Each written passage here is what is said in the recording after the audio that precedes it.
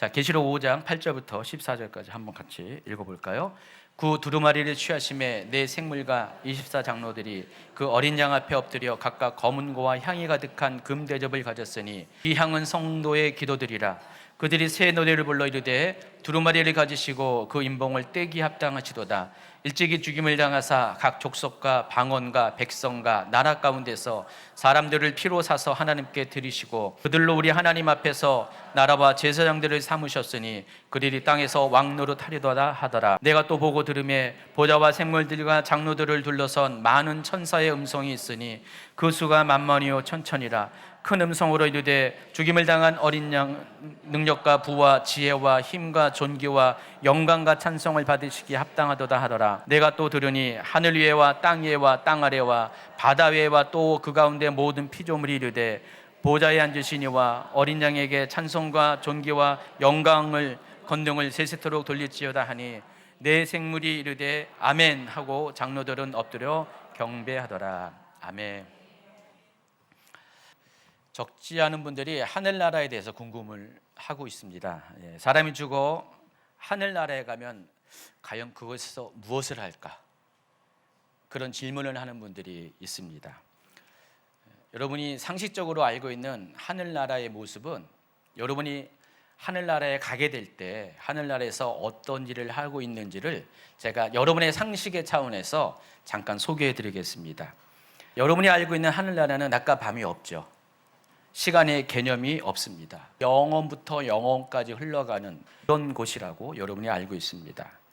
또 하늘나라에서는 일을 하지 않아도 우리의 삶의 모든 필요한 것들이 채워집니다. 생활의 결핍이 당연히 없습니다.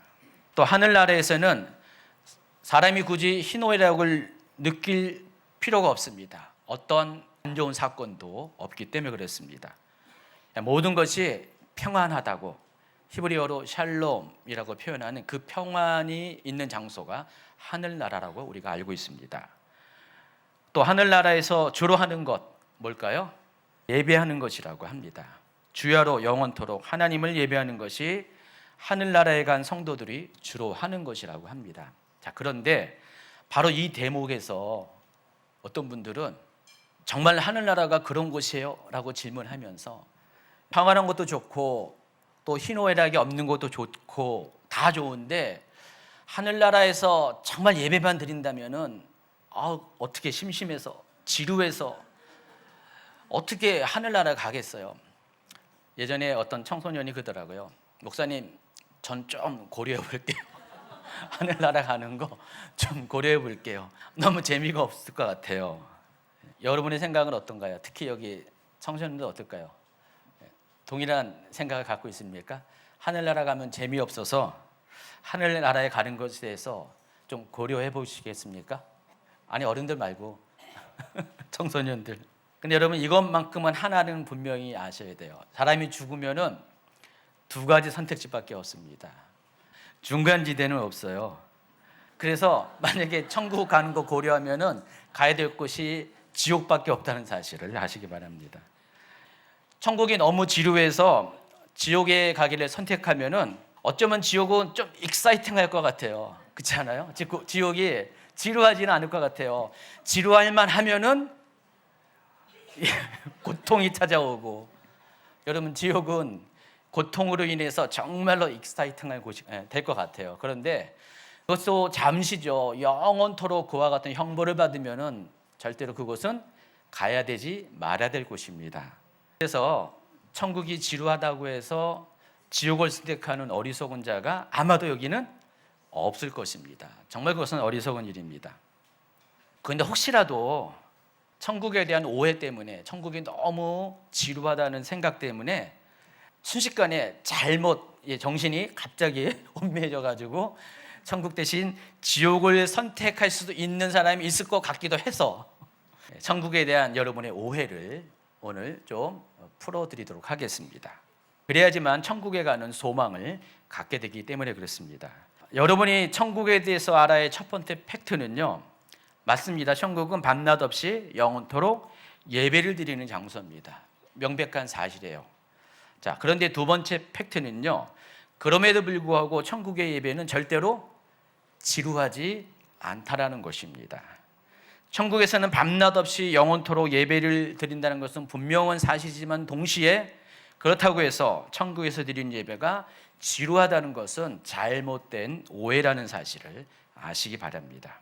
오늘 설교에서 저는 천국에서 드리는 예배에 대해서 말씀드리고자 합니다. 천국에서는 과연 어떤 방식으로 어떤 내용의 예배를 드려지는가, 또 천국에서 드리는 예배가 과연 지루한 것인가 그렇지 않은 것인가, 이 부분에 대한 이야기를 전해드리도록 하겠습니다. 더불어서 천국의 예배를 몸으로 체험할 수 있는 기회도 오늘 드리겠습니다. 오늘 7시간 예배가 그와 같은 예배가 될 것입니다. 7시간 이 찬양과 경배는 하늘에서 드리는 예배를 이 땅에서 과연 어떻게 우리가 구현할 수 있는가를 고민하는 끝에 나온 결과입니다. 물론 어떤 교회들은 12시간 예배, 24시간 예배를 드리고 있어요. 저도 처음에는 그와 같은 예배를 드리기를 원했었는데 찬양팀이 받쳐주지가 못해요. 찬양팀이 만약에 대여섯 개 팀이 있으면 교대로 하는데 저희 교회 찬양팀은 이제 2개 팀이라서 그 정도까지 시간을 커버할 수가 없어요. 지난번에 고용 선교사님이 오셨을 때 한번 그런 제안을 했어요. 근데 고용 선교사님도 12시간 예배를 정기적으로 하고 있다고 합니다. 근데 거기도 12개의 팀이 연합해서 하고요. 주일날은 못한대요. 주일날은 각각 사역지가 있어서. 그래서 결과적으로 우리 교회에서 할 수 있는 만큼의 예배가 뭘까 해서 7시간 예배 드리기로 결정했습니다. 왜 7시간입니까? 7시간이 좋아서요. 사실은 7시간 기도회를 하면서 그 연장 차원에서 7시간 예배라는 타이틀을 정했습니다. 그래서 오늘 드리는 7시간 찬양과 경배를 통해서 하늘의 예배가 어떤 것인가를 저와 여러분 모두 몸으로 조금이나마 체험할 수 있는 시간이 되기를 예수님의 이름으로 축원합니다. 마침 공교롭게도 수요일마다 진행하는 큐티와 함께하는 요한계시록 강의 본문이 어디냐 아십니까? 오늘 이 본문이에요. 이번 주 내일 모레 글피에 수요일날 해야 될 본문 순서가 오늘 본문입니다. 공교롭게도 이게 딱 맞아 떨어졌어요. 수요일날도 더 자세하게 그 본문을 풀어드리겠지만은 오늘 이 본문과 수요일 본문이 같은 내용입니다. 그래서 더 의미가 있는 시간인 것 같습니다. 제가 오늘 여러분에게 소개하는 하늘의 예배는 어디서 왔습니까? 요한계시록에서 왔습니다. 여러분, 하늘의 예배는 소개하는 것은 성경에서 조금씩 소개를 하고 있지만 직접적으로 그 광경을 소개하는 것은 요한계시록입니다. 그래서 요한계시록에서 하늘의 예배가 어떻게 드려지는가를 여러분이 먼저 알고 또 그것을 통해서 우리가 과연 어떤 예배를 드려야 하는지를 진지하게 생각해 보는 시간이 되기를 다시 한번 예수님의 이름으로 축원합니다. 자, 어떤 분이 예배란 무엇인가, 곧 예배의 정의에 대해서 다음과 같이 말하는 것을 보았습니다. 여러분, 주기도문의 내용 중에서 아버지의 뜻이 하늘에서 이루어진 것 같이 이 땅에서도 이루어지기를 원합니다 라는 기도를 하죠. 주기도문 기도 내용 중에 이 기도가 있습니다. 자, 예배의 측면에서도 동일한 일이 일어나야 된다고 말씀을 하고 있습니다. 하늘에서 드리는 예배와 같은 예배가 이 땅에서도 그대로 예배되어 주는 것, 이게 바로 하나님의 뜻이라는 것입니다. 우리의 예배의 원형은 어디서 왔을 것 같아요? 인간이 만든 예배가 아니잖아요. 이 예배의 원형은 하늘에서 왔어요. 요즘 최근에 여러분 계시록 4장과 5장을 제가 몇 달 동안 다뤄드리면서 이 세상에 존재하는 많은 것들이 하늘을 원형 삼아서 많은 것들이 그림자로 모형으로 이 땅에 비춰지고 있다는 이야기들을 많이 이야기했습니다. 예배 또한 마찬가지예요. 예배도 그 원형은 하늘에 있습니다. 하늘에서 드려지는 예배가 따라서 우리가 그와 같은 예배를 이 땅에서 드리고 있다는 것입니다. 그래서 하늘에서 드리는 예배가 이 땅에서도 그대로 드려지기를 원하는 그런 마음으로 여러분이 기도하고 예배를 드려야 한다는 것입니다. 예배는 하늘에서 온 것입니다. 예배의 시작은 하늘 보호자에서 시작한 것입니다. 그래서 하늘에서 드려지는 예배의 모습 그대로 이 땅에서 구현될 때 그것이 참된 예배이고 하나님의 뜻에 맞는 올바른 예배가 되는 것입니다. 그렇기 때문에 우리는 예배할 때 하늘에서 드리는 예배를 지향해야 돼요. 하늘에서 드려진 예배가 땅에서 드리는 예배에 그대로 반영되기를 원하는 마음으로 예배를 드려야 된다는 것입니다. 자, 그러면은 그와 같은 예배를 드리기 위해서는 하늘에서는 과연 어떤 예배가 드려지는가에 대해서 알아야 되잖아요. 그걸 모르는 상태에서 하늘 예배를 말할 수가 없습니다. 오늘 설교는 바로 그와 같은 내용입니다. 요한계시록을 중심으로 하늘 예배의 특징에 대해서 몇 가지 이야기했는데 제가 몇 가지 하다 보니까 6가지가 돼버렸어요. 그 제목을 바꾼 겁니다. 첫 번째, 하늘의 예배의 첫 번째 특징은 우리의 모든 시선과 생각을 집중시키는 예배입니다. 누구에게 집중합니까? 하나님께로 집중하는 예배입니다. 다시 한번요. 하늘 예배의 첫 번째 특징은 우리의 모든 시선과 생각을 하나님께 집중시키는 예배입니다. 예배에 대한 또 다른 정의 중에 하나가 아주 보편적인 정의가 예배는 하나님과의 만남이다라고 이야기합니다. 예배를 드린다는 것은 하나님을 만나는 것이에요. 이것이 예배의 본질이고 예배의 본래 의미입니다. 그런 의미에서 여러분 각 예배마다 하나님을 만나고 계십니까? 진심으로 양심에다 손을 올려놓고요. 양심이라는 것은 양쪽 가슴을 하라는 겁니다. 양심에다 손을 올려놓고 정말로 여러분 예배 가운데 하나님을 만나는 경험을 하고 있습니까? 예, 그렇게 되기를 원합니다라는 게 아멘인데 그렇죠? 근데 어떨 때는 만나기도 하고 또 더 많은 시간이 만나지 못할 때도 있는 게 우리의 현실이기도 합니다. 근데 우리가 왜 하나님을 만나지 못하느냐? 첫 번째 원인은 하나님께 집중하지 못하기 때문에 그래요. 여러분 예배를 드리면서 어떤 분들은 정말 하나님께 집중해요. 옆에서 건드려도 신경 안 쓰고 예배에 집중합니다. 근데 어떤 분들은요, 제가 가끔가다 사진도 찍고요, 동영상도 찍고 아까도 찍었어요. 그때 보면은요, 거의 대부분의 우리 성도님들은 그냥 예배에 집중해요. 그런데 어떤 분들은 다른 사람들이 예배 드린 걸 구경하는 분들이 좀 있어요. 둘레둘레 보면서 누가 예배를 잘 드리네, 누가 지금 딴짓하네. 근데 여러분 그거 구경하라고 예배에 하나님이 여러분 부르신 게 아니죠. 딴 사람 잘 드리든 못 드리든 그건 큰 문제가 아니에요. 중요한 건 나죠. 내가 예배를 잘 드려야 되는데, 그래서 예배 시간에 여러분 하나님께 집중하지 못하는 이유 중에 하나가 주변의 것에 관심을 가질 때 더러 우리 중에 예배에 집중하지 못하는 분들이 생기게 된다는 것입니다. 사실은 많은 교회에서 예배의 모습이 이와 같은 것들이 참 많이 있습니다. 근데 제가 우리 교회는 그렇지 않다는 걸 너무 잘 알고 있습니다. 우리 교회는 정말 그런 사람은 정말 드물고요. 대부분 예배 가운데 아주 집중하면서 예배에 빠져 계신 분들이 상당히 많습니다. 어쨌든 예배 시간에 하나님께 집중하지 못하면은 하나님과의 깊은 만남을 가질 수가 없어요. 그러니까 하나님을 제대로 예배할 수 없다라는 것입니다. 그러면서도 참 희한하게요, 예배 가운데 어떤 특별한 은혜를 체험한 사람들을 참 부러워해요. 어떤 분들이 나 예배 가운데 오늘 이와 같은 특별한 체험을 했어. 예배 가운데 하나님 만났어.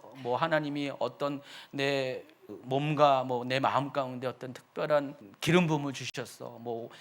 환상을 보았어. 이런 막 얘기하면 엄청 부러워해요. 그렇잖아요. 나도 그러고 싶다. 그런데 정작 본인은 예배에 집중하지 않아요. 참 모든 것들이 주변의 것에만 관심이 많다라는 것입니다. 그런 분들에게 권면합니다. 더 이상 부러워하지 말고요, 여러분 또 하나님과의 깊은 만남을 경험할 수 있도록 이제는 여러분의 시선을 하나님께 집중하십시오. 그리할 때 여러분에게도 예배의 문이 열리게 될 것입니다. 작은 문이 아니라 아주 큰 대문이 열리게 될 것입니다. 그러므로 예배 시간에 다른 것에 대한 시선은 거두고 오직 하나님께 집중하는 것이 하늘 예배의 첫 번째 특징이라는 것입니다. 만일 여러분이 하나님에게 여러분의 시선을 고정하고 그분에게만 집중한다면 누구라도 예배의 성공을 경험하게 될 것입니다. 그래서 예배의 성공의 열쇠는 하나님께 집중하는 것입니다. 오늘 당장 시도해 보세요. 오늘 7시간 예배를 드릴 때 주변에 누가 무엇을 하든 전혀 개의치 마세요. 누가 주변에 이상한 소리를 내도 개의치 마세요. 여러분의 시선과 생각을 오직 하나님께만 집중하시기 바랍니다.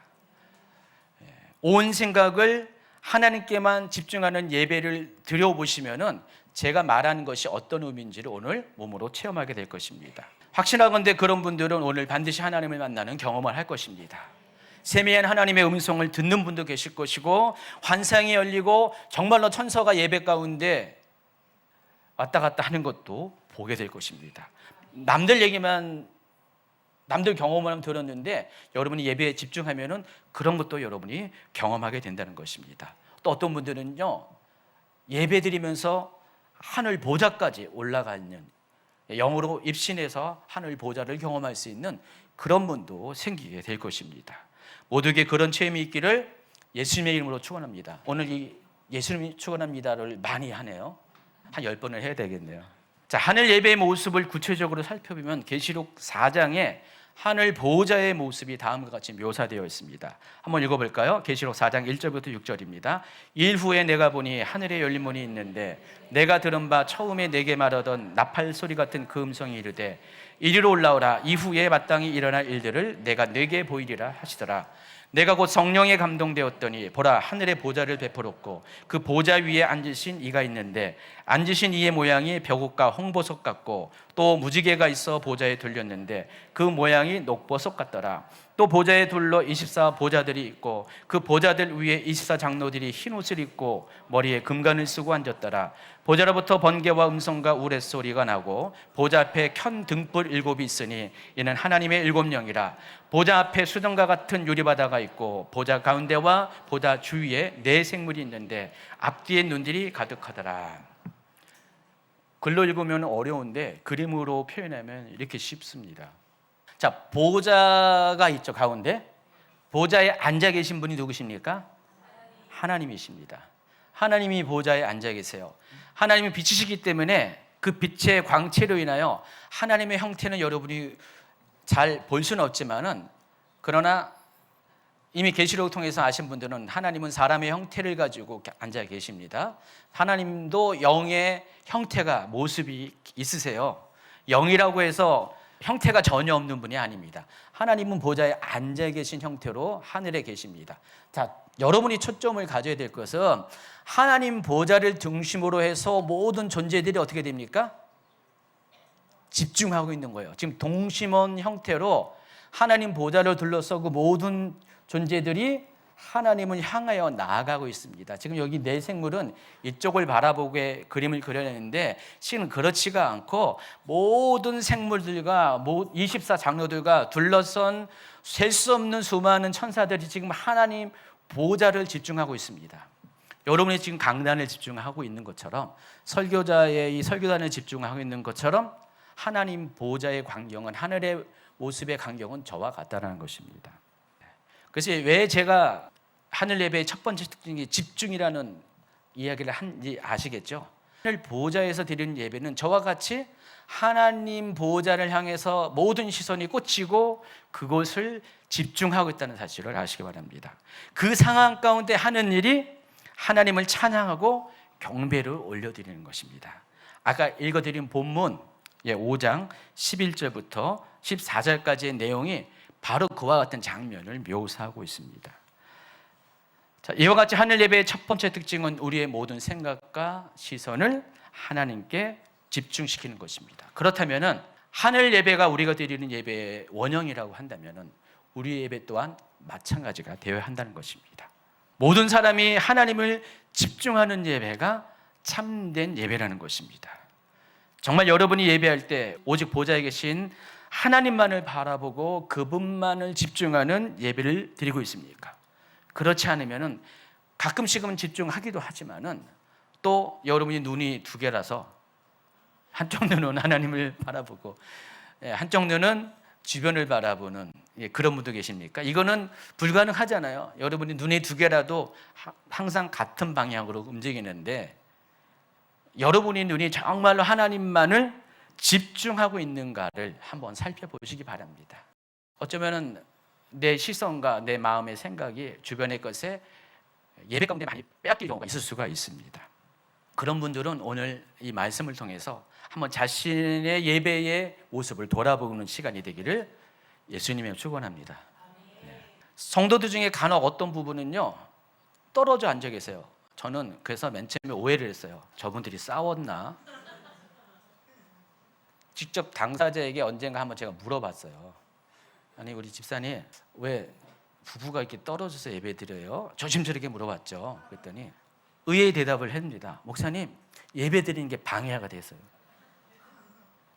부부가 옆에 있는 것이 서로 방해가 돼서 되도록이면은 아는 사람 없는 상태에서 하나님과 나 사이에 간격이 들어오지 않도록 하기 위해서 그와 같이 일부러 부부끼리라도 떨어져 앉아서 예배를 드린다는 그런 얘기를 한 거예요. 제가 그 얘기를 들으면서 말은 그렇게 표현은 안 했지만은 정말 기특하다.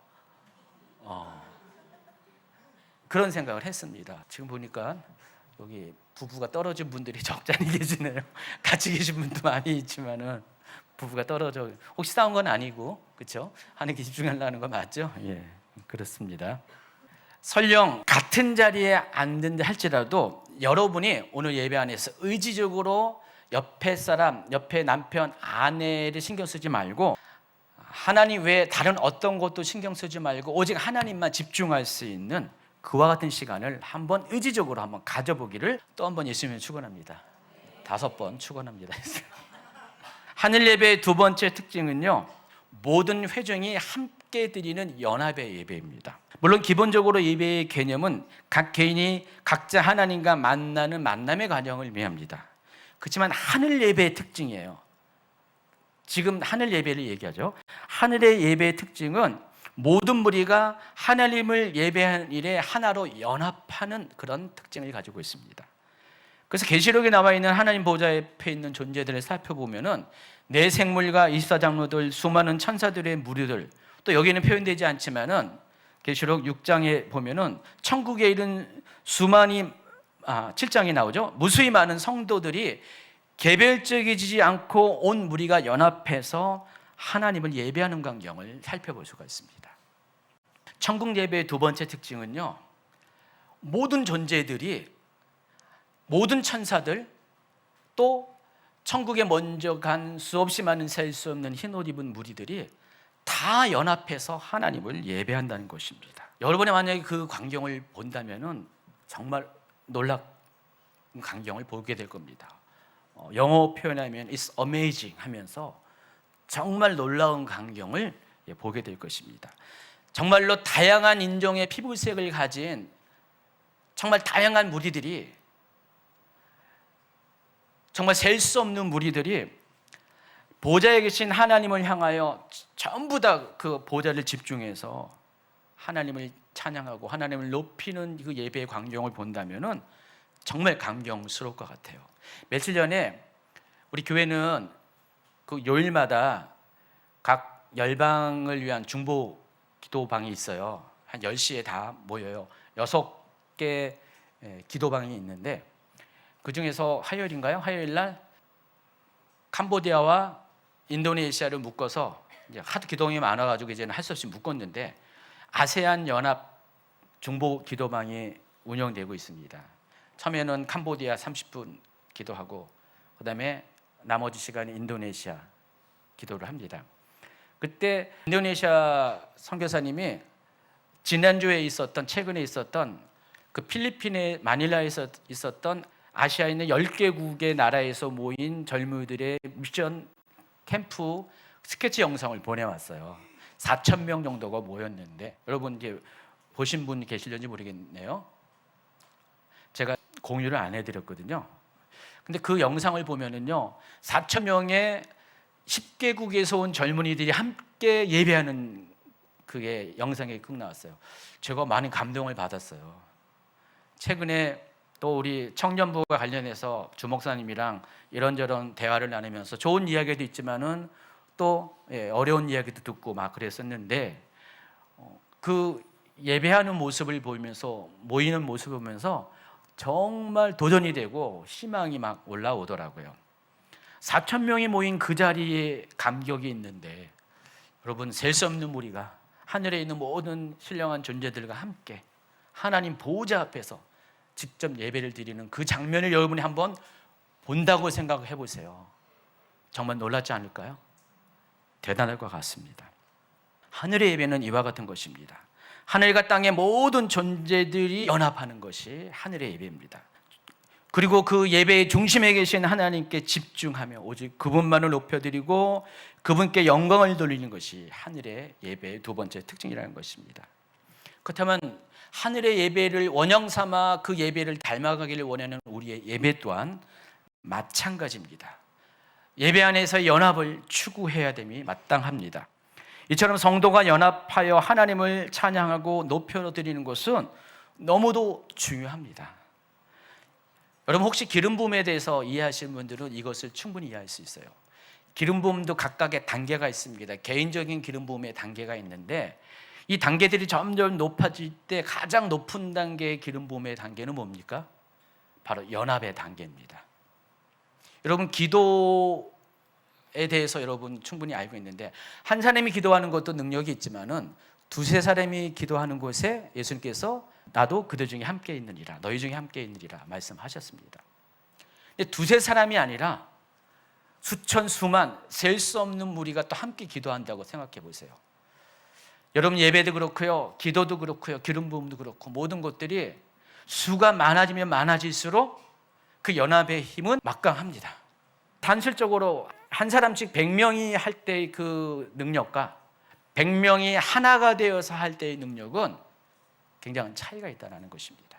여러분 아까 제가 초반에 얘기했잖아요. 우리가 오늘은 이제 연합으로 예배드리잖아요. 1, 2부가 같이 예배드려요. 보통 우리가 1부, 2부가 숫자가 거의 비슷해요. 엎치락뒤치락합니다. 어떨 때는 1부가 많고 어떨 때는 2부가 많은데 자 오늘은 지금 같은 장소에서 같은 시간에 예배를 드리고 있습니다. 느낌이 다르지 않아요? 그렇죠? 평소에 드릴 때와 달리 두 예배의 참석자들이 한 공간에서 같은 시간에 예배 드릴 때 그 느낌이 확 다른 걸 느낍니다. 지금 약간의 빈자리가 있는데 이 빈자리까지 완전히 채워지게 되면은 여러분 정말 셀 수 없는 무리가 하나님께 연합해서 드리는 예배의 그 강력함을 더 느낄 수가 있다는 것입니다.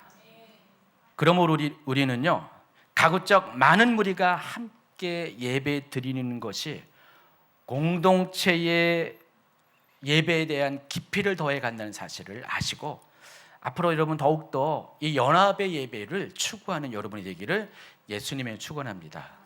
하늘의 예배의 세 번째 특징은 모두가 주인공이 되어 드리는 예배입니다. 여러분 이 땅에 드리는 예배 중에서 회중의 자리에 앉아서 눈으로 보고 귀로 듣는 관객의 모습으로 예배를 드린 경우가 상당히 많이 있습니다. 지금도 많은 교회가 많은 관객들을 예배에 초대해서 그들과 함께 예배를 드리고 있습니다. 예배는 주인공은 누굽니까? 물론 당연히 하나님이신데 동시에 예배의 주인공은 여러분이에요. 왜냐하면 예배 자체가 본질적인 의미가 뭐라고 했어요? 하나님과 여러분의 만남이잖아요. 그 예배의 주인공은 하나님과 여러분이에요. 여러분 주변 인물이 아니라는 것입니다. 여러분이 예배의 각각의 주인공이에요. 근데 지금까지 많은 분들이 주인공이 아닌 관객의 위치에서 예배를 드렸어요. 회중석에 있다는 그 이유 때문에 관객석에 있다는 그 이유 때문에 관객이 되어서 드리는 예배를 많이 드렸다는 것입니다. 그래서 오늘날 예배의 중심에는요 설교자가 또 설교자의 메시지가 자리 잡고 있습니다. 그래서 설교자가 강한 교회일수록 성도들은 점점 관객이 되어 가는 거예요. 그래서 여러분이 예배를 드리고 나서 나가면서 은혜를 받았다라고 할 때 많은 교회에서 그 은혜의 이유가 뭔지 아세요? 오늘 말씀의 은혜를 받았다. 그런 얘기를 많이 하잖아요. 여러분도 아마 그럴 거예요. 예배를 드릴 때 찬양도 있고 말씀도 있는데 우리 교회도 다 있는데 여러분이 주목하는 게 메시지예요. 설교예요. 찬양은 그냥 의례 지나가는 것으로 생각하고요. 설교에 집중을 합니다. 그러다 보니까 오늘 목사님이 나에게 맞는 은혜가 되는 말씀을 감동 있는 말씀하면은 기분이 업되고 감동이 되고 은혜 받았다 그런 느낌을 가집니다. 근데 오늘 목사님 말씀이 좀 영 아니야. 헤매시고 딴 사람은 또 은혜가 되지만 나한테는 상처가 되는 말씀도 있을 수가 있잖아요. 절대로 메신저는 그런 거 의도하지 않는데 사람들은 같은 날인데 어떤 분은 은혜 받고요, 어떤 분은 상처 받아요. 항상 그런 게 있거든요. 그래서 오늘 예배 망쳤다, 뭐 그런 분이 있어요. 그 예배의 성공의 열쇠를 기준을 메시지로 두는 경우가 일반적이라는 것입니다. 그러다 보니까 예배자가 예배 자리에 왔을 때 점점점 주인공이 아닌 관객의 자리로 밀려나기 시작합니다. 여러분, 관객이 되면은 어떤 특징이 있습니까? 관심이 떨어져요. 내 얘기가 아니기 때문에 자연스럽게 예배에서 멀어지게 된다는 것입니다. 열정이 식게 됩니다. 그리고 마음과 중심이 없는 예배를 드리게 됩니다. 솔직히 1시간 동안 예배 장소에 있었지, 우리 교회는 2시간이지만은 1시간 동안 몸만 교회에 가 있었지. 여러분, 마이동풍이라고 알죠? 한 귀로 듣고 한 귀로 메시지가 흘러나가는 일들을 그냥 매주마다 그게 반복적으로 경험하는 분들이 있습니다. 그런 분들은 어느 순간에 자기도 모르게 종교인이 돼버리는 거예요. 종교 생활을 하게 된다는 것입니다. 그래서 예배 안에서 하나님을 만난다는 것은 남의 얘기고요, 나에게는 정말 그게 가능할까? 라는 그런 식의 예배를 드리게 된다는 것입니다. 자, 그런데 하늘의 예배는 눈으로 관객의 입장에서 보는 예배가 아니라, 구경하는 예배가 아니라, 하늘의 예배는 모든 예배자가 각자의 위치에서 역할을 가지고 주인공이 되어서 적극적으로 참여하는 예배라는 것입니다. 여러분, 비록 관객 회중 속에 있다 할지라도 여러분의 역할이 있다는 것입니다. 그러니까 계시록에 나와 있는 하늘의 예배의 모습을 잘 살펴보세요. 설교자가 있나요? 하늘 예배의 특징은 설교가 없다라는 것입니다. 그런 예배를 꿈꾸시죠? 설교가 없는 예배를 꿈꾸는 분이 있습니다. 하늘 나라에 가면은 설교자 없는 예배를 아주 마음없이 한없이 드리니까 걱정하지 마십시오. 여러분, 하늘 예배 특징은 정말로 설교자가 없습니다. 그곳에는 단지 하나님 보좌만 있을 뿐입니다. 회중들은 설교자를 바라보는 것이 아니라 하나님을 직접 보면서 그분께 찬양과 영광을 직접 올려드리는 것, 자기의 역할을 가지고 직접 올리는 것이 하늘의 예배의 특징입니다.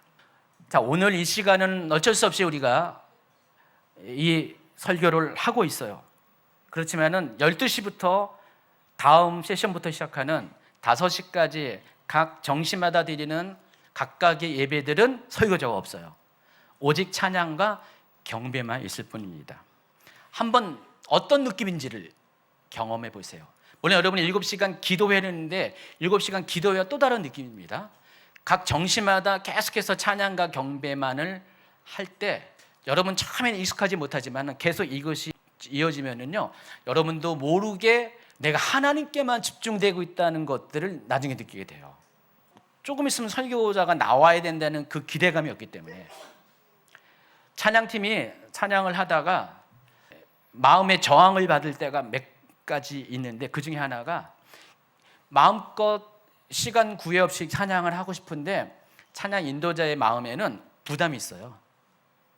회중들이 곧 설교를 해야 되는데 왜 찬양이 안 끝나냐라는 생각을 하고 있다는 생각을 해요. 그러다 보니까 더 깊은 단계로 올라가고 싶은데 거기 딱 끊어져 버려요. 왜냐면 마무리해야죠. 그런 경우가 많이 있는데, 설교자가 없으면 어떻게 돼요? 설교 시간이 없으면은 처음부터 그런 브레이크가 없다 보니까 이따가 꼭 12시가 정시에 안 끝나도 돼요. 찬양팀 그냥 계속 이어지면요, 계속 해도 돼요. 그래서 그 다음 팀이 이어서 하면 되니까 무조건 그냥 정시에 다음 세션이 시작되니까 끊고 또 해야 되는데, 그럴 필요는 없습니다.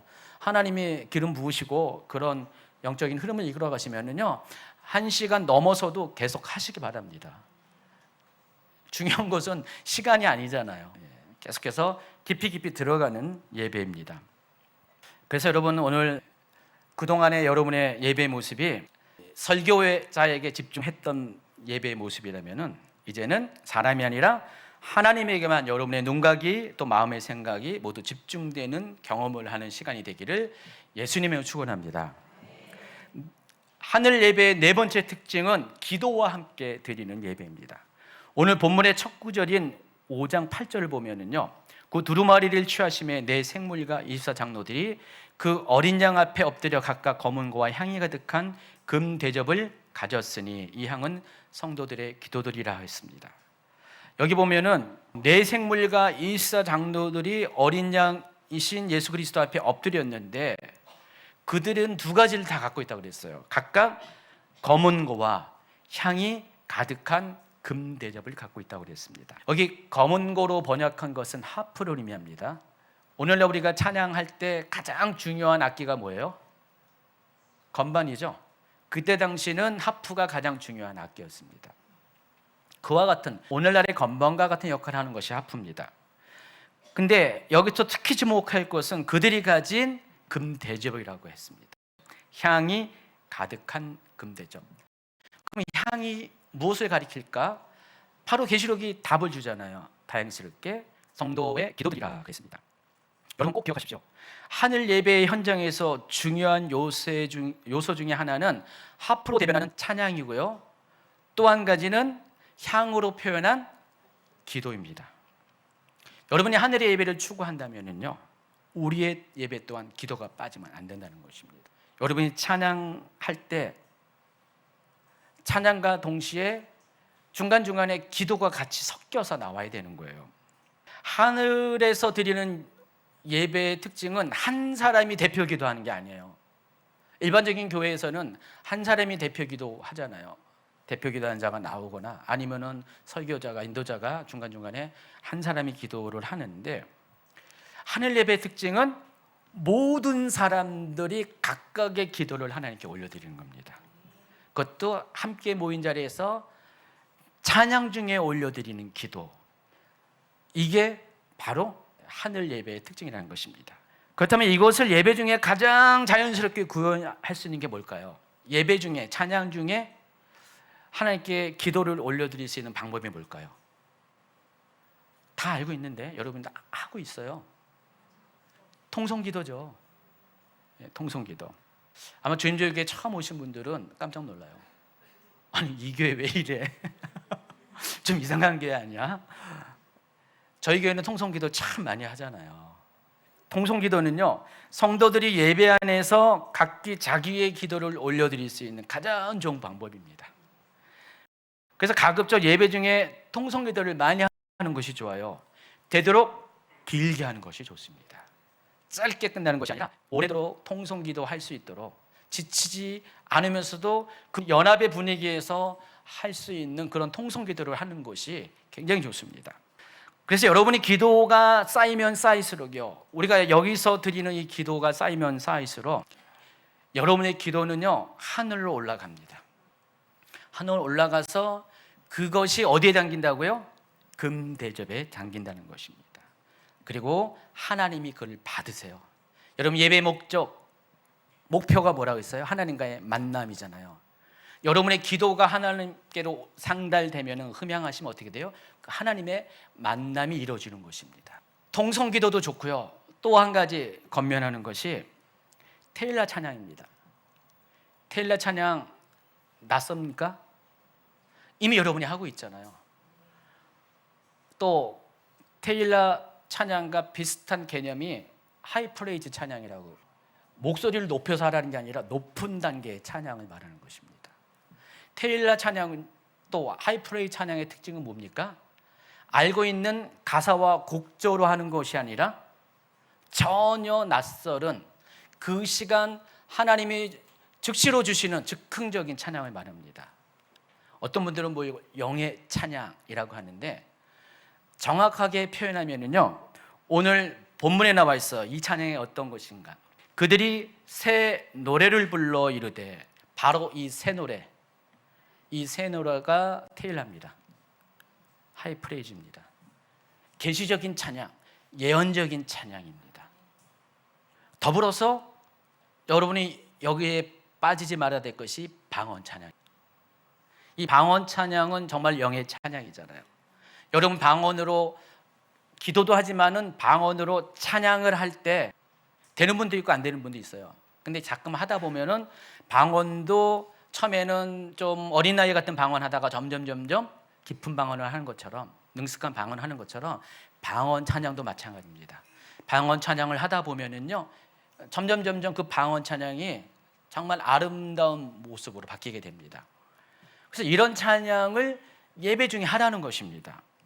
중요한 것은요, 진주교회 성도들은요, 예배 가운데 이미 다 하고 있다는 사실. 다른 교회 성도들은 정말 낯서는 건데, 근데 우리 교회는 이미 하늘에서 드리는 이 새 노래의 찬양을 하고 있다는 사실을 알고 계시기 바랍니다. 그래서 오늘 나머지 5시간 동안 찬양팀은 더 많이 이 새 노래를 부르세요. 테일라와 하이프레이즈, 또 방언 찬양을 하시는데, 방언 찬양이 잘 안 되면은요, 마이크는 끄고 하세요. 다른 사람들도 거기 또 집중하는 분이 생길 수가 있으니까. 제가 이 테일라 하이프레이즈의 충격을 받은 게 신학교 다닐 때, 벌써 30년 전이죠. 33년 전이네요. 꽤 오랜 시간 전에 학교에서 예배가 있었어요. 채플이 있었는데, 저는 야간에 있었고 주간에 채플이 있었는데, 그때 정확하게 기억은 못하는데 아마 예수전도단 찬양팀이 거기 뭐 이렇게 게스트로 와서 예배를 인도하는 것 같아요. 근데 제가 이제 좀 일찍 가가지고 거기 그 예배도 참석을 했었는데, 그런 찬양을 부르는 거예요. 저게 뭐냐, 깜짝 놀랐어요. 근데 너무나 아름다운 거예요. 각각 사람들이 각각 따로따로 부르는데, 전혀 새로운 곡조를 가지고 부르는데 너무 아름다운 거예요. 그래서 제가 깜짝 놀랐어요. 그때는 이런 거 있다라는 것들을 배우지도 못한, 알지도 못한, 지식도 없는 상태에서 그것을 현장에서 경험을 할 때 저 첫 느낌은 너무 좋았어요. 그리고 나서 이제 이런 찬양들에 대해서 나중에 알게 되면서 이게 이거였구나라는 것을 알게 됩니다. 여러분, 우리 교회도 이미 이런 것들을 하고 있어요. 근데 여러분이 잘 몰라서 참여를 못하고 있을 뿐인데, 오늘부터는 여러분이 하늘 예배가 어떤 것인지 알았기 때문에 여러분도 관객이 아니라 이제 주인공이 돼서 그 찬양들을 하시기를 예수님을 축원합니다. 찬양 오늘 예수님의 축원을 엄청 많이 해요. 하늘 예배의 5번째 특징, 오늘 좋은 게 하나가 있어요. 어차피 여러분 5시까지 예배되니까 오늘 설교 길다고 항변하는 사람 없고, 눈치 볼 것도 없어서 딱 12시 전에만 일단 마무리하면 되니까 너무 좋네요. 행복하네요. 5번째 특징은 열정으로 드리는 예배입니다. 하늘의 예배의 특징은요, 고요한 예배가 아니라 시끄러운 예배입니다. 목소리를 크게 하고 모든 악기를 동원하고 때로는 외치고 부르짖으면서 하나님을 향한 뜨거운 심장을 내보이며 전심으로 드리는 예배, 이게 하늘 예배의 특징입니다. 정숙한 예배가 아니에요. 엄숙한 예배가 아니에요. 아주 시끄러워야 돼요. 성경에 보면은요, 많은 물소리라는 표현이 있죠. 계시록에도 있고 또 시편 이런 데서 하늘 예배를 묘사할 때 많은 물소리라는 단어를 언급하는데, 이 많은 물소리 한번 들어왔습니까? 여러분이 산행을 하다가 폭포 같은데 막 물이 이제 급류가 쏟아지는데 지나갈 때 어떻게 해요? 옆에 사람과 대화할 때 대화가 들리나요? 안 들릴 정도로 물소리가 크잖아요. 그 소리가 많은 물소리. 많다라는 것은 그런 의미예요. 하늘 예배가 그렇다는 것입니다. 하늘 예배에 여러분 강경에 들어가면요, 정말 시끌시끌합니다. 여기저기서 다양한 큰 소리가, 악기 소리, 사람 소리. 근데 중요한 것은요, 그 큰 소리, 많은 물소리지만은 질서가 있는 거예요. 희한하게도 하모니가 딱 잡혀요. 천국 예배에서는요, 많은 음원들이 있는데 하모니가 잡힙니다. 대단한 거죠. 우리 교회에서요, 찬양하는 것들을 가끔씩 제가 숏 영상으로 이렇게 올려요. 그런 사람들이 밖에서 영상으로 보면은 좀 이상하게 여는 분이 10명 중에 한두 명은 있어요. 낯설고 소리도 그렇고. 근데 제가 보니까 생각하니까 그래요. 밖에서 보면 그렇게 보일 수가 있다. 근데 안에 들어가면은 전혀 그러지 않잖아요. 안에 주인공으로 현장에 계신 여러분들은 그렇게 이것이 불협화음이나 이상한 소리로 들리지 않습니다. 천국에 가면 그와 같다는 것입니다. 여러분이 천국의 예배를 지향하고 있잖아요. 닮아가기를 원하잖아요. 여러분의 예배도 더 이상 고요한 예배, 정숙한 예배, 그게 정답이 아니라는 사실을 오늘 아시고요. 예배 가운데 큰 소리를 하세요. 엉뚱한 소리 하라는 건 아니고요. 하나님을 높이는 가운데 여러분을 이렇게 스스로 자제하는 그런 예배를 드리지 말라는 것입니다. 근데 알고 보면요, 구약 시대부터 초기 기독교 때까지는요, 다 교회들이 이런 예배를 드려왔어요. 여러분, 구약 시대의 예배의 흔적이 오늘날 메시아닉주 교회에 그대로 남아 있는데, 메시아닉주 교회의 예배를 보면은요, 상당히 활동적이에요. 춤추면서 깃발을 흔들면서 정말 말 그대로 속옷치고 쇼파르를 불면서, 여러분 아프리카 같은 데 보세요. 예배가 시작되면 어떻게 해요? 사람들이 몸이 막 흔들면서 그냥 몸이 반응하잖아요. 그런데 오늘날 한국을 비롯해서 많은 서구권의 교회들의 예배가 그와 같지 않은 이유가 뭘까요? 이 시대를 겪으면서, 특히 중세 시대를 겪으면서 예배의 형태가 바뀌어버려요. 의전 중심의 예배를 바뀌었어요. 그리고 종교개혁 이후에 어떤 예배로 바뀝니까? 말씀 중심의 예배로 바뀌어버렸습니다. 그러니까 의전과 말씀이 그 자리를 차지하니까 하나님이 원래 우리에게 주셨던 그 예배의 원형들이 다 밀려난 거예요. 그리고 지금은 다시 그것들을 찾는 시대입니다. 그래서 많은 교회들이 설교도 하지만은 적어도 찬양과 경배의 시간만큼은 갑자기 무슨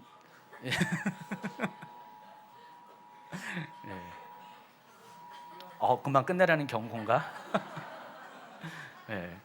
많은 교회들이 예배 형태들이 바뀌고 있습니다. 정말로 이거 고무적인 일이고 환영할 만한 일입니다. 우리 교회도 처음에부터 이렇게 예배를 드렸는데, 처음에는 그래서 부담스러워하는 분도 계셨고, 처음에 올 때마다 새 가족이 오면은 예배의 진입 장벽이 생겨가지고 한두 번 예배 드리다가 정착하지 못하고 떠나는 분도 계시고 그런 분도 계신데, 지금은 안 그래요. 예배 때문에 장벽을 갖고 있는 분이 거의 보고가 되지 않습니다. 이미 이게 많이 보편화되고 있다는 것입니다. 이제 마지막입니다. 하늘 예배의 6번째 특징은, 원래 오늘 설교 제목이 이거죠. 결코 멈추지 않는 예배라는 것입니다. 하늘의 예배는 결코 멈추지 않아요. 아까 제가 시작하면서 하늘 예배가 계속 진행되니까 지루하다라고 하는데, 지금까지 5가지의 하늘 예배의 특징을 이야기했는데 지루할 틈이 있을까요? 절대로 없습니다. 진짜 하늘 예배는요, 익사이팅한 예배예요. 정말 여러분의 마음과 혼과 육이 다 열정으로 솟아오를 수 있는 그런 예배라는 것입니다. 그런 예배가 밤낮 없이, 천국 자체가 밤낮이 없어요. 영원한 시간 안에 계속 드려지기 때문에 결코 지루할 수가 없어요. 그래서 이런 예배를 드리면은 멈추지가 않는 거예요. 근데 만약에 예배가 멈췄다, 지루해서 멈추는 거죠. 근데 하늘 예배는 지루하지 않기 때문에 멈출 수 없는 역동적인 예배라는 것입니다. 여러분, 자동차가 가려면 동력이 있어야 돼요. 엔진이 있어야 돼요. 동력이 있어야 자동차가 움직입니다. 하나님 나라도 마찬가지입니다. 하나님 나라가 앞으로 나아가기 위해서는 동력이 필요합니다. 하나님 나라가 역동적으로 나아가기 위해서는 동력이 필요한데, 그게 뭘까요? 예배라는 것입니다. 왜 하늘에서는 예배가 멈추지 않는 이유가 바로 여기 있습니다. 하늘에서 드리는 예배는 하나님 나라가 계속 뻗어나갈 수 있는 동력을 제공하는 것이 바로 하늘의 예배이기 때문에 그렇습니다. 멈춰서는 안 된다는 것입니다. 마찬가지입니다. 이 지상의 교회도, 이 지상의 교회를 역동적으로 이끌어가는 것도 예배라는 것입니다. 만약에 여러분이 교회가 예배가 꺼져버린다, 그럼 동력이 멈추는 것입니다. 예배가 멈춘 교회는 불 꺼진 엔진처럼 앞으로 나아갈 수가 없습니다. 여러분 부흥하는 교회, 활동적인 교회의 특징을 잘 살펴보면 예배가 다 살아있다는 거예요. 나머지는 다 부수적인 거고요. 예배가 살아있어요. 예배가 뜨겁게 살아있습니다. 예배 안에 찬양과 또 예배 안에 경배와 기도와 예배 안에 영적인 어떤 활동들이 살아있기 때문에 그 예배가 그 교회들을 이끌고 있다는 사실을 아시기 바랍니다. 여러분, 여러분의 인생도 마찬가지예요. 여러분의 삶의 동력은 예배예요. 여러분 삶의 예배가 빠져버리면 엔진이 꺼지는 겁니다. 불이 꺼지는 거예요. 이미 여러분 경험했어요. 지금 혹시 불 꺼진 인생을 가지고 이 자리에 오신 분이 계십니까? 오늘 7시간 예배 끝까지 참석해서 다시 불을 붙이세요. 꺼진 불 다시 점화시키기 바랍니다. 그래야지 여러분이 방황하지 않고 질서 있게 여러분의 인생의 길을 앞으로 힘있게 나아갈 수가 있습니다. 여러분의 삶의 역동성은 예배의 시간과 횟수, 질에 비례한다는 사실을 명심하시고 또 명심하시기 바랍니다. 배가 파도를 헤치며 나아가는데 그 배에 동력이 없어요. 유일하게 그 배를 움직일 수 있는 것은 노였어요. 사람이 흔드는 노였어요. 근데 파도가 물결이 세면 그 노가 의미가 있습니까? 그 노가 의미하는 게 뭐예요? 사람의 노력을 의미합니다. 근데 어떤 배는 엔진을 달았어요. 모터를 달았어요. 작은 모터, 힘없는 모터도 아니라 어떤 파도도 헤쳐나갈 수 있는 강력한 모터를 달았습니다. 인생의 파도가 닥쳐온다 할지라도 그와 같은 인생의 배의 강력한 모터를, 예배의 모터를 단 사람은 결코 흘러가지 않습니다. 길을 잃지 않습니다. 목표를 향해서 강력하게 앞으로 아무리 거센 파도가 온다 할지라도 앞으로 나아갈 수가 있습니다. 여러분의 삶을 그와 같이 이끄는 것이 예배라는 것을 여러분 꼭 명심하시고 명심하시기 바랍니다. 자, 하늘 예배에 대한 특징을 다 이야기했습니다. 어딘가 익숙하잖아요, 그렇죠?